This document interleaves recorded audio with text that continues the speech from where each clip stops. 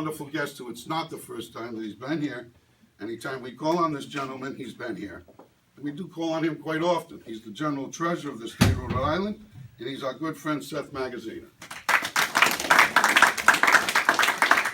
Thank you, everyone. Thank you to Michael and Council 94. Thank you to my colleagues in government, Lieutenant Governor McKee and Attorney General Kilmartin, and I understand the first gentleman and the secretary are on their way. But especially thank you to the men and women of Council 94.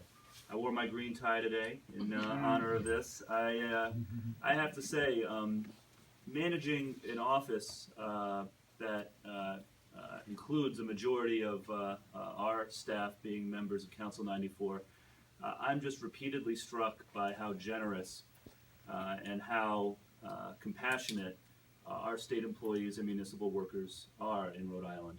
And it's no surprise because these are men and women who have devoted their lives to serving the rest of us. And now today we have members of Council 94 going above and beyond, doing extra, doing even more to help out Rhode Islanders who are in need.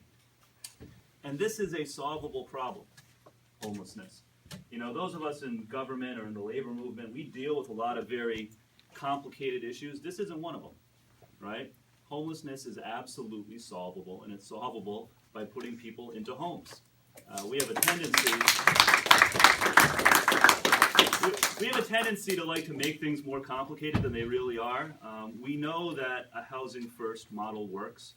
We know that the vast majority of people who are homeless today will be homeless once in their lives and never again. And while there is a population of chronically homeless who need extra help and wraparound services, in most cases it's just people who've gotten a bad break and need a little help getting back on their feet.